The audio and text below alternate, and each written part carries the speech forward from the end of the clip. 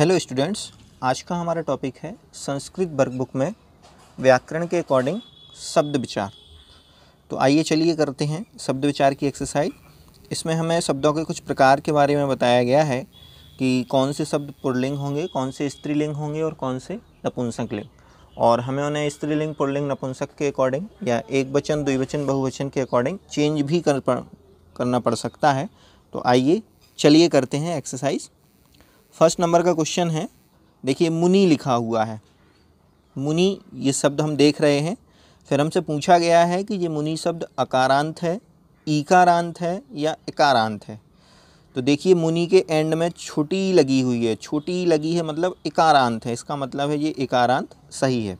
एक बार मैं आपको इनका अर्थ और बता देता हूँ।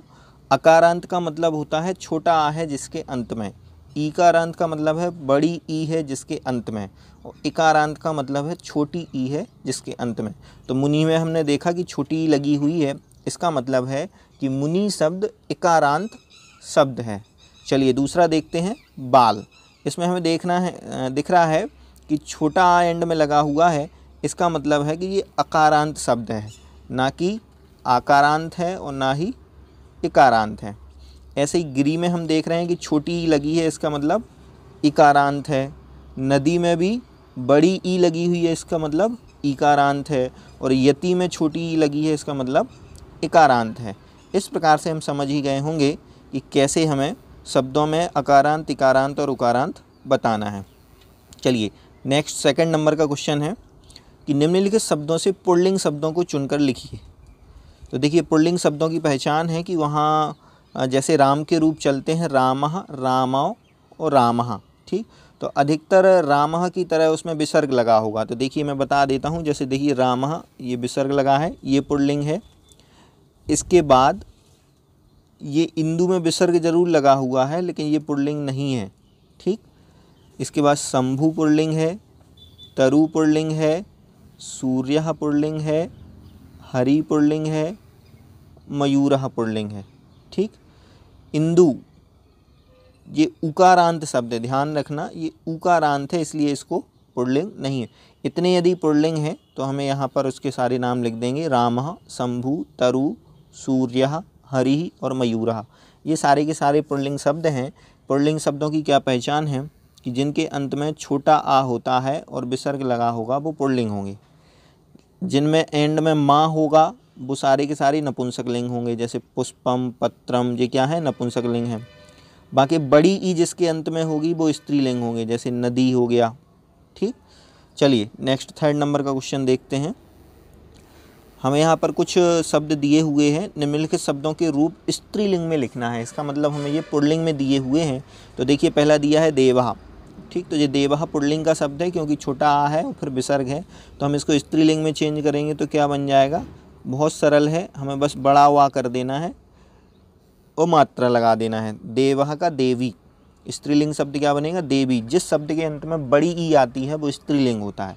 ऐसे ही देखिए शिष्या, जरूरी नहीं कि आप सब में ही बड़ी ई लगा रहे हैं, कहीं कहीं बड़ा आ भी लगता है, जैसे शिष्या, इसमें हम बड़ा या कर देंगे, ठीक। विसर्ग नहीं लगाना है, सिर्फ बड़ा या करना है, तो बन जाएगा शिष्या, स्त्रीलिंग हो जाएगा। ऐसा ही है गायकः, तो गायिका का हम क्या करेंगे, गायिका। गायिका का क्या होता है, गायिका, इसमें बड़ा का कर देंगे। पुत्रः, पुत्रः है तो इसमें बड़ी ई लगाना पड़ेगा, पुत्री। पुत्रः का क्या बनता है, पुत्री, ठीक। नेक्स्ट देखते हैं मयूरः। मयूरः का क्या बनेगा, मयूरा में हम बड़ी का प्रयोग करेंगे तो बन जाएगा मयूरी, ठीक। और जनकः, जनकः के लिए जनका, जानकी, क्या बना देंगे, जनकः मतलब होता है पिता और जानकी मतलब होता है माता। इस प्रकार से हम इन शब्दों को पुल्लिंग से स्त्रीलिंग में बदल देंगे। चलिए देखते हैं नेक्स्ट क्वेश्चन। थर्ड नंबर के बाद आता है अब फोर्थ नंबर का क्वेश्चन। देखिए इसमें क्या कह रहे हैं कि निम्नलिखित शब्दों के सामने पुल्लिंग या स्त्रीलिंग लिखना है, मतलब कौन से शब्द पुल्लिंग हैं और कौन से स्त्रीलिंग हैं ये हमें बताना है। तो देखिए पहचान मैंने आपको बता ही दी है कि जिस शब्द के अंत में बड़ी ई होती है, इसका मतलब नदी में बड़ी ई लगी है तो ये कौन सा शब्द है, ये स्त्रीलिंग का शब्द है, ठीक। तो वहाँ हम स्त्रीलिंग लिख देंगे। कपि, लेकिन देखिए कपि ये बंदर है, ठीक, इसमें भले ही छोटी ही लगी है, जैसे ये मुनि में देखिए छोटी ही लगी है, ये पुल्लिंग शब्द है, तो ऐसे ही कपि में बड़ी छोटी ही लगी हुई है, तो ये भी पुल्लिंग शब्द है। यमुना बड़ा आ लगा हुआ है, इसका मतलब क्या है, ये भी स्त्रीलिंग का शब्द है। शत्रु ये पुल्लिंग का शब्द है। इंदु उकारांत स्त्रीलिंग है, इसलिए ये भी स्त्रीलिंग का शब्द है। गिरि, गिरि मतलब होता है पर्वत, ये भी पुल्लिंग का शब्द है। शशि मतलब होता है चंद्रमा, ठीक, ये पुल्लिंग का शब्द है। ग्रीवा ये स्त्रीलिंग का शब्द है। ऋषि ये पुल्लिंग का शब्द है। और भगनी ये हमारा, भगनी मतलब होती है बहन, स्त्रीलिंग का शब्द है। तो इस प्रकार से हम पुल्लिंग और स्त्रीलिंग शब्दों को पता कर लेंगे। चलिए देखते हैं नेक्स्ट 5th नंबर का क्वेश्चन। 5th नंबर के क्वेश्चन में कह रहे हैं कि शब्दों से नपुंसक लिंग शब्दों को चुनकर लिखना है। तो देखिए हमने आपको सरल पहचान बताई थी, जैसे फल के रूप फलम फले फलानी, फलम फले फलानी चलते हैं, तो इस प्रकार से फलम फलम या पत्रम पुष्पम जिसमें माँ लगा होगा वो सारे के सारे शब्द क्या हो जाएंगे, वो नपुंसक लिंग के शब्द हो जाएंगे। तो चलिए हम ढूंढ लेते हैं किस किस में माँ लगा है। जैसे देखिए दुग्धम, फलम, पत्रम, रूपकम, इसके बाद भूषणम, अस्त्रम और कमलम, इतने शब्दों के अंत में माँ लगा है। इसका मतलब है कि ये क्या है, नपुंसक लिंग के सारे शब्द हैं, तो हम इनको यहाँ नपुंसक लिंग के रूप में लिख देंगे, ठीक। चलिए नेक्स्ट क्वेश्चन है, उदाहरण के अनुसार रेखांकित शब्दों के लिंग लिखिए। यहाँ कुछ उदाहरण हमें दिए हैं, जैसे सूर्या को अंडरलाइन किया है तो बता दिया कि ये सूर्या शब्द पुल्लिंग है। तो सबसे पहले तो हम क्या करेंगे, जितने ये शब्द अंडरलाइन हैं इनमें उनको यहाँ पर हम क्रम से लिख लेंगे, ठीक। अब यहाँ लिंग लिखना है, तो देखिए यहाँ श्यामः है, तो ये श्यामः पुल्लिंग का शब्द है। जलम लिखा है तो ये नपुंसक लिंग का शब्द है, ठीक। उद्यानम लिखा है तो ये भी नपुंसक लिंग का शब्द है। वृक्षः लिखा है पुल्लिंग का शब्द है, और जनकः लिखा है तो ये भी पुल्लिंग का शब्द है।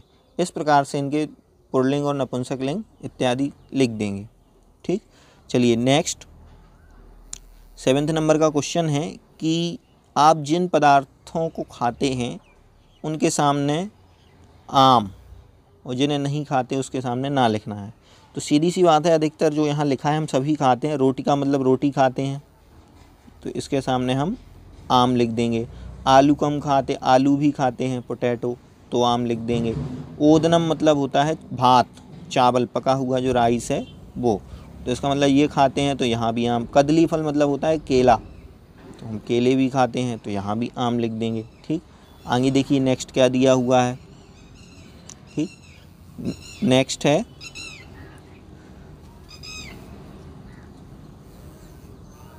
आम्रफलम। आम्रफलम का मतलब होता है आम का फल, मैंगो, तो इसको भी हम खाते हैं, तो यहाँ भी आम लिख देंगे।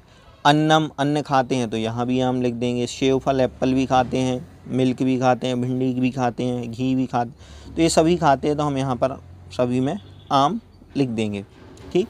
नेक्स्ट दिया है 8th नंबर में, प्रदत्त पहेली का पंच पंच पुल्लिंग स्त्रीलिंग नपुंसक लिंग शब्दानी चित्वा। यहाँ एक ये पहेली पजल दी हुई है, और इसमें से हमें कुछ शब्दों को छांटना है, जिनमें से वो शब्द कुछ पुल्लिंग हो, कुछ स्त्रीलिंग और कुछ नपुंसक लिंग हो। तो हम शब्दों को कैसे छांटेंगे, देखिए जैसे लिखा है ये शिक्षिका, शिक्षिका के एंड में बड़ा है, इसका मतलब ये स्त्रीलिंग का शब्द है, ठीक।